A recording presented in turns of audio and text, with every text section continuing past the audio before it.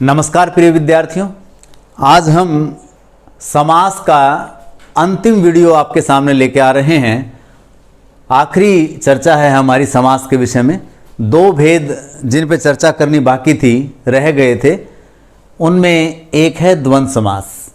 तो द्वंद्व क्या है? जिस समस्त पद के दोनों पद प्रधान हों। यहाँ न तो पूर्व पद की प्रधानता है न उत्तर पद की प्रधानता है, बल्कि दोनों ही पद प्रधान हैं। ये प्रधान क्या है? देखिए, मैं कहूँ एक समस्त पद है दिन रात। अगर आप इसे देखें तो दिन का महत्व भी उतना ही है जितना रात का है।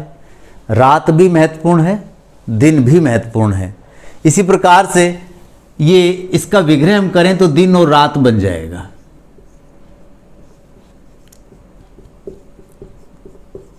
तो ये द्वंद्व है क्योंकि दोनों पद समान महत्व रखते हैं, दोनों ही प्रधान हैं। न दिन ही कम महत्वपूर्ण है न रात ही कम महत्वपूर्ण है। तो द्वंद्व की चर्चा हम 3 सत्रों पर कर सकते हैं। पहला मैं कहूं कि द्वंद्व को मैं 3 भागों में बांट देता हूं। तो पहला भाग है मेरा इतरेतर द्वंद्व, और इसका दूसरा हिस्सा करें तो ये यहां हम इतरेतर द्वंद्व की चर्चा कर लेंगे, और ये दूसरा हिस्सा हमने ले लिया वैकल्पिक द्वंद्व। ये इस प्रकार से दूसरी चर्चा हो सकती है द्वंद्व के विषय में, वैकल्पिक द्वंद्व।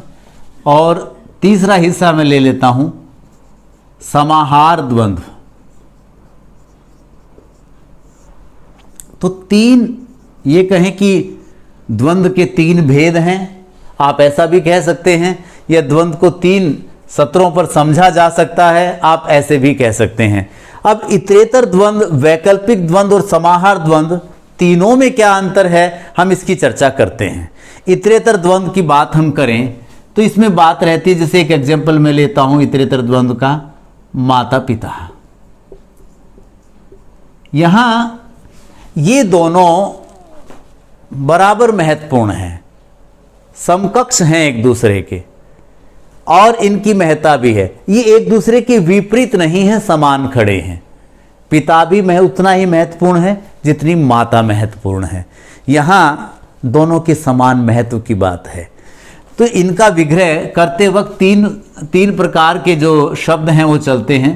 तो आप इसको लिख सकते हैं माता और पिता भी लिख सकते हैं। इसका दूसरा तरीका लिखने का है, आप मैं यहां लिख सकता हूं, एक शब्द चलता है एवं लिखें, और लिखें, तथा भी चल सकता है। इसकी जगह तथा शब्द का प्रयोग भी आप कर सकते हैं। माता तथा पिता भी ठीक है, माता एवं पिता भी ठीक है, और माता और पिता भी ठीक है। तीनों ही प्रकार से ये ठीक है। अब इस प्रकार से और एग्जाम्पल लें, जैसे अन्न जल। अब आप देखिए, अन्न भी चाहिए और जल भी चाहिए। ऐसे ही दिन रात का एग्जाम्पल हमने ऊपर ले लिया था, दिन रात। और एक और 31, ऐसे 24। यहां बहुत ही महत्वपूर्ण चर्चा है, ये देखने वाली बात है। और देश विदेश,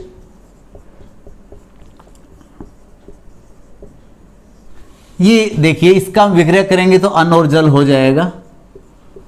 मैं इसको अलग लेता हूं, अन्न एवं जल लिख लेते हैं, तीनों प्रकार की बात आ जाएगी। 31 में 1 और 30, 24 में 4 तथा 20, ऐसे कर लेते हैं। मैं तथा एवं और तीनों प्रकार की बात करता हूं। देश और विदेश, अब देश भी महत्वपूर्ण है, विदेश भी महत्वपूर्ण है, दोनों की उत्तमता है। अब यहाँ इन दोनों पर गौर करने की जरूरत है, 31 और 24 पर। प्राय विद्यार्थी क्या करते हैं, इसे गिनती समझकर संख्या समझकर इसे द्विगु के अंतर्गत ले लेते हैं, जबकि ऐसा नहीं है। यहाँ दोनों पद संख्यावाची हैं, पूर्व पद भी संख्यावाची है, उत्तर पद भी संख्यावाची है। जबकि द्विगु के अंदर स्थिति क्या होती है, उसका केवल पूर्व पद संख्यावाची होता है, उत्तर पद संख्यावाची नहीं होता। तो यहाँ दोनों पद संख्यावाची हैं और दोनों ही संख्याएं समान महत्व की हैं। एक संख्या के बिना दूसरी संख्या निर्मित नहीं हो सकती। तो अगर हमें 31 अगर लिखना है तो हमें 1 भी चाहिए और 30 भी चाहिए। तो ये दोनों ही संख्याएं समान महत्व रखती हैं। देश भी चाहिए, विदेश भी चाहिए, अन्न भी चाहिए, जल भी चाहिए, माता भी चाहिए, पिता भी चाहिए। बिल्कुल, हमें कहूँ कि भैया बताइए आप दोनों में से किसे छोड़ना चाहेंगे, तो आपके लिए बड़ा मुश्किल हो जाएगा निर्णय लेना कि माता को छोड़ूं कि पिता के छोड़ूं। हमें कोई भी नहीं छोड़ना, दोनों रखने हैं। माता और पिता समान महत्व के हैं। तो ये यहाँ पर समान महत्व की बात आती है। और जब इतरेतर द्वंद्व होता है तो उनके लिए जो हम बीच में जो शब्द प्रयोग करते हैं दोनों पदों के मध्य, वो 3 शब्द हैं, एवं, तथा, और। ये जब ये 3 शब्द बीच में आ जाते हैं तो मतलब वो दोनों इक्विवेलेंट इंपॉर्टेंट हैं। वैकल्पिक द्वंद्व की बात करते हैं, यहाँ एक दूसरे की विपरीत शब्द होते हैं और इनके लिए जो शब्द चलते हैं बीच में, हम या तो या लिखेंगे या अथवा लिखेंगे। यहाँ ये समान महत्व की बात नहीं है, यहाँ एक दूसरे का विपरीतार्थक हैं। जब एक दूसरे के विपरीत में हो, जैसे यश अपयश, अब मैं आपसे कहूँ कि भैया यश चाहिए कि अपयश चाहिए, तो आप कहोगे यश ही चाहिए, लेकिन होता तो अपयश भी है।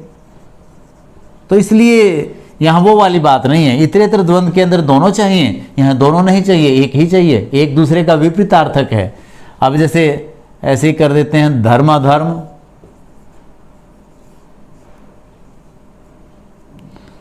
लाभ हानि, न्याय अन्याय। मैंने संधि भी साथ में कर दी है, न्याय और अन्याय की संधि है, धर्म और अधर्म की संधि है। पाप पुण्य। अब यहां आप देख रहे हैं सभी एक पद दूसरे पद का विपरीतार्थक है। तो इस प्रकार की स्थिति जब एक पद दूसरे के बिल्कुल उलट हो तो वो वैकल्पिक द्वंद्व की स्थिति होती है। तो यहां उससे भिन्नता है। यश यश या अपयश ऐसे इसको लिखेंगे, अथवा भी लिख सकते हैं, आपकी मर्जी है। धर्म अथवा अधर्म, इस प्रकार से। लाभ या हानि, भाई मैं ऐसे कहूं, भैया तुम ये व्यापार कर रहे हो, तुम्हें इसमें या तो लाभ होगा या हानि होगी। तुम्हें लाभ या हानि दोनों हो सकते हैं। इस प्रकार से न्याय या अन्याय, या अथवा लगा ले, न्याय अथवा अन्याय। और पाप या पुण्य। तो ये हमारा वैकल्पिक द्वंद्व की स्थिति है जिसमें एक पद दूसरे पद का लगभग विपरीतार्थक होता है। तीसरी स्थिति की बात करता हूं, समाहार द्वंद्व। इसके अंदर जो शब्द चलता है वो चलता है इत्यादि। और इत्यादि शब्द जब विग्रह करते हैं तो इत्यादि शब्द का प्रयोग करना पड़ता है। ये क्या होता है कि जो दोनों पद होते हैं वो किसी एक बड़ी स्थिति की तरफ इशारा कर रहे होते हैं। जैसे एक शब्द है दाल रोटी, एक समस्त पद है। अब आप कहोगे सर दाल भी चाहिए रोटी भी चाहिए, तो इतरेतर द्वंद्व की बात हो गई, लेकिन ऐसा नहीं है। दाल रोटी के बिल्कुल समकक्ष नहीं है। यहां मैं कहता हूं कि दाल रोटी के बंदोबस्त में लगा हूं, भाई दाल रोटी का बंदोबस्त कर रहा हूं, तो आप क्या समझ रहे हैं कि मैं केवल दाल का और रोटी का ही बंदोबस्त कर रहा हूं? नहीं, दाल रोटी का बंदोबस्त करने का मतलब मैं अपने भोजन का व्यवस्था कर रहा हूं। यहां भोजन में फिर दाल रोटी के अलावा सब आ गया, जो कुछ भी खाने इत्यादि की जो भी चीजें हैं वो सब दाल रोटी के अंदर समाहित हो गई। दाल रोटी यहां उन सब का समाहार हो गया कि उसके अंदर फिर दूध भी है, उसके अंदर अन्य भोजन की सामग्री भी आ गई कि दाल रोटी। तो इसका विग्रह करेंगे दाल रोटी इत्यादि, इस प्रकार से दाल रोटी इत्यादि ऐसा लिखा जाएगा। तो ये गलती प्राय विद्यार्थी करते हैं, इसको दाल और रोटी लिख देते हैं। हम केवल दाल और रोटी की बात नहीं कर रहे हैं, यहाँ दाल रोटी किसी और की तरफ इशारा कर रहा है। अब एक कहूँ मक्खी मच्छर, अब यहाँ पर भी मक्खी मच्छर से वो सभी कीट आ जाते हैं जो वर्षा काल में आते हैं। आजकल मक्खी मच्छर बहुत हैं, तो मक्खी और मच्छर ही नहीं है, और भी कीट हैं जो उसी की श्रेणी में आ जाते हैं। तो इसका भी विग्रह इसी प्रकार से लिखें करेंगे, मक्खी मच्छर इत्यादि। तो ये ध्यान रखने वाली बात है, ये लोक व्यवहार से समझ आ जाती है कि आमतौर पर इन शब्दों का प्रयोग कैसे किया जाए। तो ऐसी हाथ पांव, हाथ पांव इत्यादि। ये कहते हैं मेरे हाथ पांव दुख रहे हैं, हाथ पांव दुख रहे हैं मतलब सारा शरीर दुख रहा है इसका मतलब। तो हाथ पांव इत्यादि ऐसे लिखेंगे।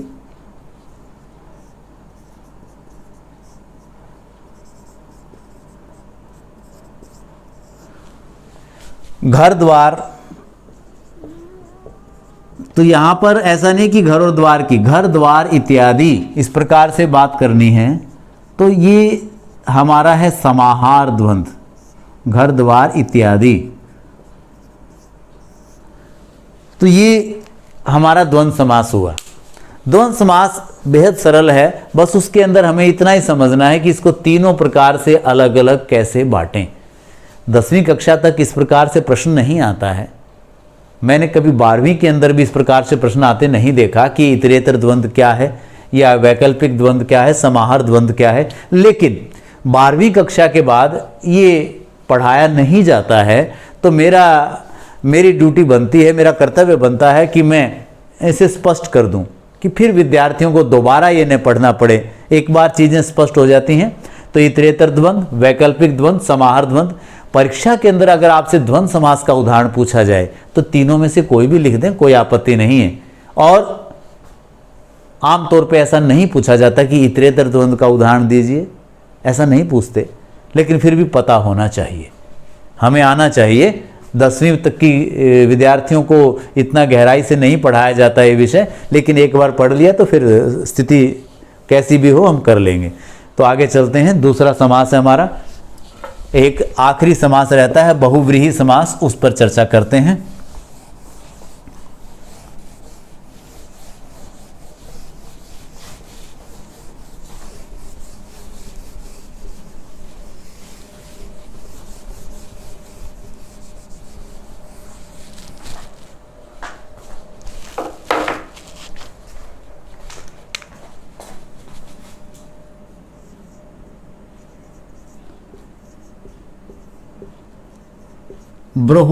बहुव्रीहि समास, ये अंतिम समास है, समास के 4 भेदों में आखिरी। अब इसकी परिभाषा क्या है कि जिस समस्त पद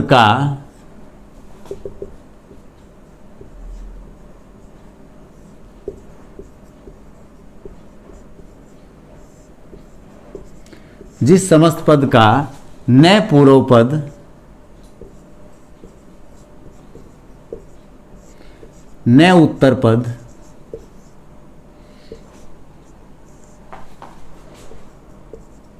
बल्कि कोई अन्य ही पद प्रधान हो,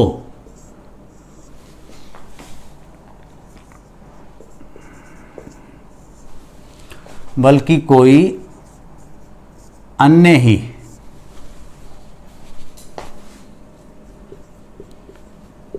पद प्रधान हो।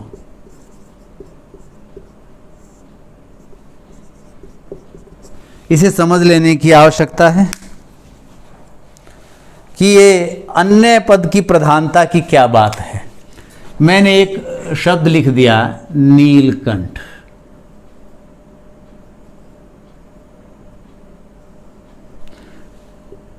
अब नीलकंठ का देखिए, न तो नील ही प्रधान हो न कंठ ही प्रधान हो। आप इसको कर्मधारय के अंदर देखेंगे तो आप नीला है जो कंठ लिख सकते हैं, लेकिन ऐसा नहीं करना है। कारण क्या है कि जो शब्द किसी विशेष की तरफ इशारा करते हों वो बहुब्रीहि का विषय हो जाते हैं, जो योग रूढ़ होते हैं। ये एक योग रूढ़ शब्द है कि यौगिक भी है, दो से मिलके भी बना है और किसी तीसरे की तरफ इशारा भी कर रहा है। हम जानते हैं कि नीलकंठ हम दो को कहते हैं, हम मोर को भी नीलकंठ कह देते हैं और हम शिव को भी नीलकंठ कह देते हैं।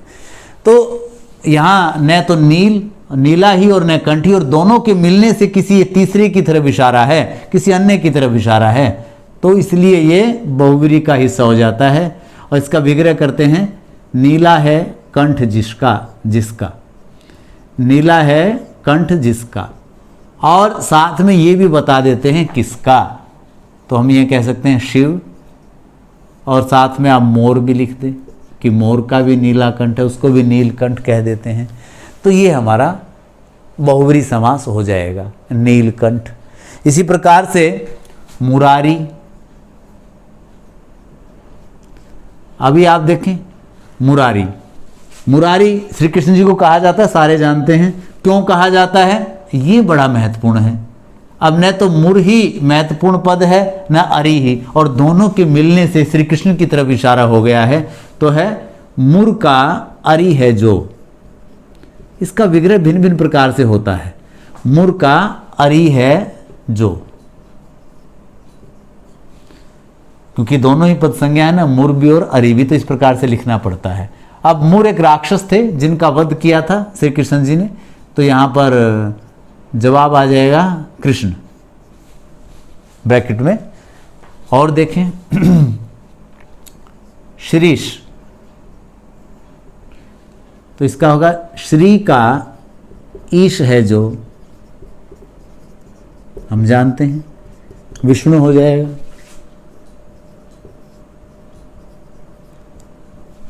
इस प्रकार से। और देखें लंकेश, लंका का ईश है जो,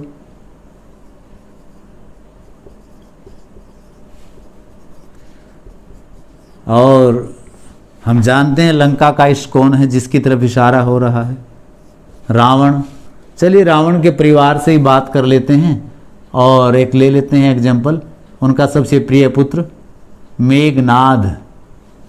मेघ के समान नाद है जिसका, ये तीसरे प्रकार से विग्रह किया मैंने, मेघ के समान नाद है जिसका। नाद शौर को कहते हैं, मेघनाद बड़ा ऊंचा बोलते थे। तो रावण का एक पुत्र लिख सकते हैं हम, रावण के बहुत पुत्र थे, उनमें से एक मेघनाद भी था। और देखें गजानन,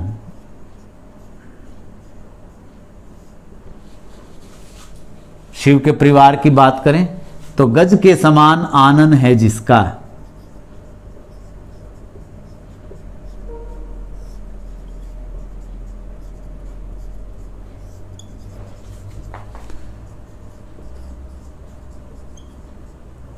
यहां हम जानते हैं गणेश। और एक और लेते हैं चंद्रशेखर।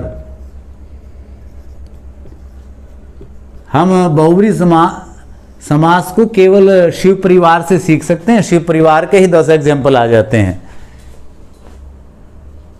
चंद्र है शिखर पर जिसके, शेखर पर जिसके, शेखर मस्तक को कहते हैं। चंद्र है शेखर पर जिसके, तो शिव के है, हम जानते हैं। और एक लेते हैं पवन पुत्र। हनुमान जी को क्यों भूलें भाई, हनुमान जी को भी याद करना जरूरी है। पवन का पुत्र है जो,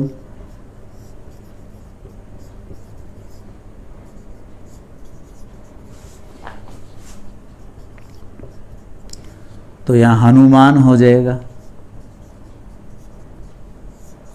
अब आप ये कि जितने भी हमारे देवी देवता हैं उनका कोई ना कोई इस प्रकार से मिलेगा आपको, लगभग ऐसा है। तो रेवती रमन, ये एक बार आया था एस्टेट की परीक्षा में, प्रश्न पूछा गया था रेवती रमन। पर रेवती का रमन है जो, रमन पति को कहते हैं, स्वामी को कहते हैं। रेवती का रमन है जो, आप जानते हैं रेवती तो बलराम की पत्नी थी, तो ये बलराम के विषय में बात की जा रही है। रेवती का रमण है जो, इस प्रकार से। और लेते हैं सुमित्रा नंदन। अब देखो लक्ष्मण जी ने बड़ी सेवा की थी अपने भाई राम की, तो उनको भूलना भी ठीक नहीं है। तो सुमित्रा का नंदन है जो। अब भाई और भी आज भी सुमित्रा हैं, लेकिन सुमित्रा नंदन के रूप में केवल लक्ष्मण को जाना जाता है। सुमित्रा का नंदन है जो, तो ये हो जाएगा लक्ष्मण। इस प्रकार से आपने देखा, ये हमारा बहुव्रीहि समास है। बहुत उदाहरण है इसकी, एक एक्सरसाइज में डाल भी दूंगा जैसा आप कर पाएंगे। तो 4 समास हमने सीखे और तत्पुरुष समास के बहुत से भेदों की चर्चा की। द्वंद्व समास को भी 3 प्रकार से सीखा, द्विगु को भी हमने जाना। अब एक प्रश्न प्राय खड़ा हो जाता है कि अभी एक बात करें हम कि एक शब्द है, एक हमारा समस्त पद है दशानन। इसी प्रकार से एक और लेते हैं हम कर्मधारय और बहुव्रीहि को मिक्स करना चाहेंगे, तो इसमें घनश्याम ले लेते हैं। अब इन दोनों का विग्रह मैं करूं तो एक विग्रह तो ये बन जाता है कि 10 हैं, 10 आननों का समूह।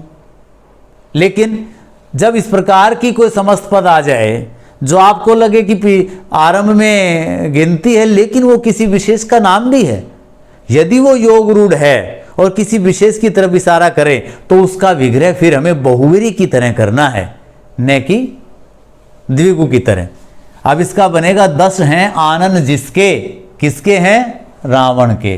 घन श्याम, अब घन के समान श्याम, ये तो कर्मधारय की बात हो गई। घन के समान श्याम हमने कर दिया, लेकिन हम जानते हैं घनश्याम किसको कहते हैं? श्री कृष्ण जी को कहते हैं। तो इसका विग्रह फिर ऐसा नहीं करेंगे, इस प्रकार से करेंगे, घन के समान श्याम है जो, और ब्रैकेट में कृष्ण जी करेंगे। तो ये दोनों कर्मधारय और द्विगु ये कई बार बहुव्रीहि के साथ टकरा जाते हैं, तो हमें बहुव्रीहि ही वो पक्ष रखना है उसका, अगर वो योग रूढ़ है, किसी की तरफ इशारा है तो। अन्यथा आप उसका जो विग्रह करें आप स्वतंत्र हो जाते हैं। तो इतना ही, ये हमारा समास का जो विषय था ये खत्म हुआ, ये अध्याय खत्म हुआ। और इसके बाद आगे चर्चा करेंगे हम किसी और विषय पर। धन्यवाद, आज इतना ही।